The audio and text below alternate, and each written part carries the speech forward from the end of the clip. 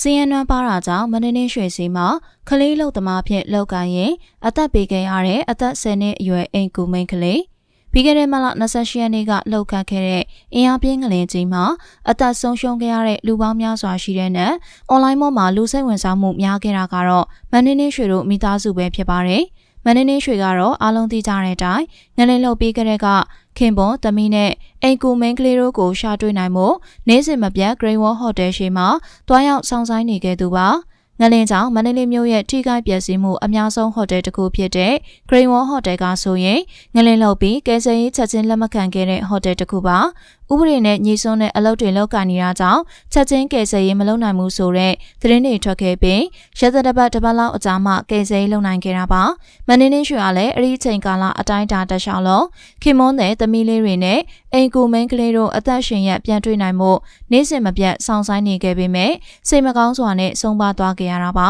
။တကယ်တော့မန္တလေးရွှေရဲ့အိမ်မှာအိမ်ကူလုပ်ရင်ကလေးတွေကိုထိန်းပေးနေရတဲ့အိမ်ကူမိန်းကလေးကအသက်10နှစ်သာရှိသေးတဲ့ကလေးအလုပ်သမားတစ်ယောက်ဖြစ်နေခဲ့တာပါ။ဒါကြောင့် Green Wall Hotel ဘက်ကနေမန္တလေးရွှေရဲ့အိမ်ကူမိန်းကလေးမမိုးပြည့်ပြည့်ကိုရောချင်းငွေ360ပေးအပ်လာခဲ့တာဖြစ်ပါတယ်။ Green Wall Hotel ကမန္တလေးရွှေကိုလည်းရောချင်းငွေတွေပေးပေမဲ့မယူပဲမမိုးပြည့်ပြည့်ရဲ့ဖခင်ကသာသမီးအတွက်ရောချင်းငွေတွေယူကကုသိုလ်ကောင်းမှုတွေလှုပ်ဆောင်ပေးခဲ့တာပါ။မမိုးပြည့်ပြည့်ကအသက်10နှစ်အရွယ်ကလေးငယ်တစ်ယောက်ဖြစ်ပေမဲ့မပြည့်စုံတဲ့ဘဝနေကနေမွေးဖွားလာတဲ့သူဖြစ်လို့အသက်ငယ်ငယ်ရွယ်နဲ့မန္တလေးရွှေတို့အိမ်မှာဝေယဝင်းစတချို့ကူရင်းနဲ့ကလေးထိန်းပေးနေရတာပါ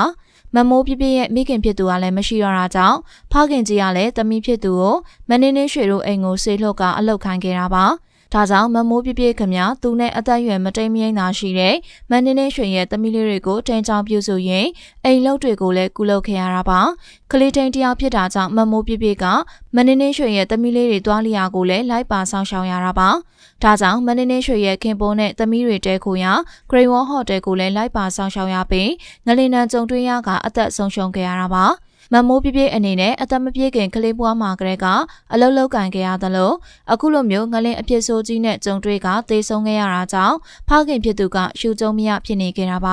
မပြေဆုံးတဲ့ဘဝတွေဖြစ်တာကြောင့်မမိုးပြပြကကလေးဘာသာဘာဝစောကစားပျော်ပါခြင်းလည်းမရှိခဲ့ရသလိုအသက်တူရွယ်သူနှီးပါးတွေကိုလည်းထိန်းချောင်းခဲ့ရတာဖြစ်ပါတယ်။ဒီအကြောင်းအရာတွေကိုသိရှိရတဲ့သူတွေအနေနဲ့ကတော့မမိုးပြပြကိုအသနာပို့နေခဲ့ကြပါတယ်။ကလေးတယောက်အနေနဲ့ရှားတဲ့ဘဝတွေကိုမရခဲ့ရတဲ့ပြင်ပင်မဆင်းရဲစွာနဲ့နေထိုင်ပြီးသေဆုံးသွားရတဲ့မမိုးပြပြအတွက်စိတ်မကောင်းဖြစ်နေရတာကြောင့်နောက်ထပ်ဘဝတွေမှာအခုလိုအဖြစ်ဆိုးတွေနဲ့မကြုံတွေ့စေဖို့ဆုတောင်းပေးနေကြတာပါ။တကယ်ဆိုရင်အသက်10နှစ်ဆိုတဲ့အရွယ်လေးကမိဘတွေရဲ့ရှင်ခွင်အောက်မှာကလေးပိစောကစားပျော်ရွှင်နေရမှာကိုမမိုးပြပြကတော့အဲ့ဒီလိုအခွင့်အရေးတွေကိုပိုင်ဆိုင်ခွင့်မရခဲ့ပါဘူး။ဒါကြောင့်မလို့လူအများကမမိုးပြပြအတွက်တနာနေကြသလိုမြန်မာနိုင်ငံမှာကြုံတွေ့ဖြစ်ပေါ်နေကြတဲ့ကလေးအလုပ်သမားကိစ္စတွေကိုလည်းဝေဖန်ထောက်ပြလာကြပါတယ်။မြန်မာနိုင်ငံကတခြားသောကမ္ဘာနိုင်ငံတွေထက်စားရင်ဖွံ့ဖြိုးမှုနောက်ကျပြီးစီးရဲမွဲတေမှုတွေအများကြီးခံစားနေရတာကြောင့်ကလေးအလုပ်သမားတွေကခင်အဆက်ဆက်ရှိနေကြတာပါ။အသက်မပြည့်သေးတဲ့ကလေးတငယ်တွေကို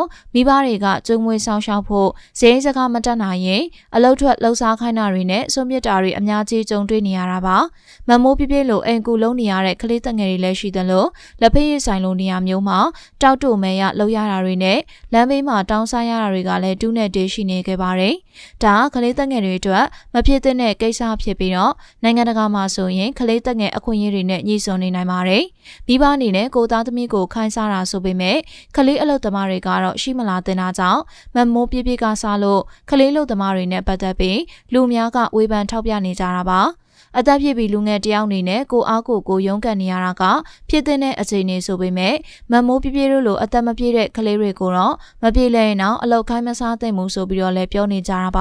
ါဆုံးမသွားပြီဖြစ်တဲ့မမိုးပြပြကိုတော့အလုံးကအသနာပို့နေတာကြောင့်ကောင်းရမွန်ရဘုံဘွားရောက်စေဖို့ဆုတောင်းပေးနေကြပါတယ်မန္တလေးရွှေရလည်းမမိုးပြပြပေါ်ခင်ပွန်သမီးလေးတွေနဲ့တူစိတ်မကောင်းဖြစ်ရတာကြောင့်တလားပြည့်အလှဌာနတွေပြုလုပ်ပေးပြီးကိုရိုင်းကတော့အေးချမ်းရတရားရဲကိုရှောက်ဖွေသွားဖို့ဆုံးဖြတ်လိုက်ပြီပဲဖြစ်ပါတယ်မန္တလေးရွှေကပြီးခဲ့တဲ့ဧပြီလ28ရက်နေ့မှာမိသားစုဝင်တွေနဲ့တူအိမ်ကူမိန်ခက်လေးမမိုးပြပြအတွက်စွန့်သွတ်လုပ်ပေးပြီးသိမကြခင်ရအတွင်းတီလာရှင်ဝဲကတရားစခန်းဝင်သွားတော့မယ်လို့သိရပါတယ်